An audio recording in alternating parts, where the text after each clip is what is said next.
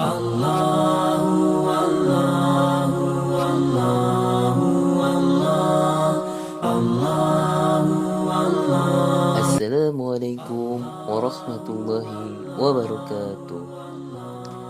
Halo sahabat-sahabat Islam. Sekarang kita akan menceritakan mimpi seorang Hasan Al-Basri. Suatu ketika ada sebuah ketegangan antara Hasan Al-Basri dan Ibnu Sirin. Keduanya tak mampu saling menyapa. Bahkan setiap kali mendengar orang lain menyambut nama Ibnu Sirin, Hasan Al-Basri merasa tak suka. "Jangan sebut nama orang yang berjalan dengan lagak sombong itu di hadapanku," ujarnya. Suatu malam, Hasan Al-Basri bermimpi sesuatu yang aneh. Ia seolah-olah sedang bertelanjang di kandang binatang sambil membuat sebatang tongkat. Pagi hari, ketika bangun, ia merasa bingung dengan mimpinya itu. Tiba-tiba, ia ingat bahwa Ibnu Sirin yang kurang ia sukai merupakan orang yang pandai menafsirkan mimpi. Merasa malu dan gengsi bertemu sendiri, ia meminta tolong seorang teman dekatnya untuk menemui Ibnu Sirin. "Temui Ibnu Sirin dan ceritakan mimpiku ini. Seakan-akan kamu sendiri yang mengalaminya," pesannya. Teman dekat Hasan Al-Basri itu segera menemui Ibnu Sirin.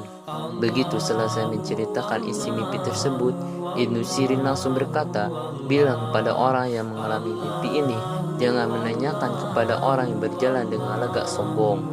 Kalau berani suruh ia datang sendiri kemari." Mendengar laporan yang disampaikan temannya ini, Hasan Al-Basri kesal. Ia bingung dan merasa tertantang. Setelah berpikir sejenak, akhirnya ia memutuskan untuk bertemu langsung dengan Ibnu Sirin. Ia tidak peduli dengan rasa malu atau gengsinya. "Antarkan aku ke sana," katanya. Begitu melihat kedatangan Hasan Al-Basri, Ibnu Sirin menyambutnya dengan baik. Setelah saling mengucap salam dan berjabat tangan, masing-masing lalu mengambil tempat duduk yang agak berjauhan.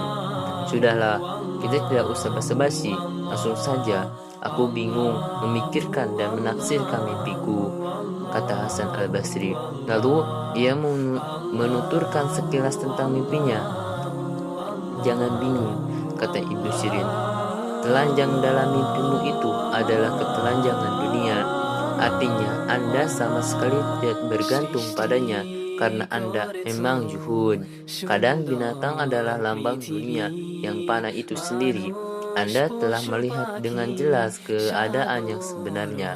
Sedangkan sebatang tongkat yang Anda buat itu adalah lambang hikmah yang Anda katakan dan mendatangkan manfaat bagi orang banyak." Sesaat Hasan Al-Basri terkesima. Ia kagum pada kehebatan Ibnu Sirin sebagai ahli menafsirkan mimpi dan percaya sekali pada penjelasannya. "Tetapi bagaimana Anda tahu kalau aku yang mengalami mimpi itu?" tanya Hasan Al-Basri. Kemudian dengan rasa penasaran, "Ketika temanmu menceritakan mimpi tersebut kepadaku, aku berpikir menurutku hanya engkau yang pantas mengalaminya," jawab Ibnu Sirin singkat dan santai. Hikmahnya, kadang memang kita akan mengalami kecocokan di antara kita dan orang lain. Tapi dengan kecocokan tersebut jangan sampai membuat kita malah berlarut-larut dalam sebuah kubang kesia-siaan yang akhirnya malah membuat kita terhambat dan terhalang dengan pintu kebaikan yang berada di depan mata kita. Sekian dari saya. Assalamualaikum warahmatullahi wabarakatuh. Jangan lupa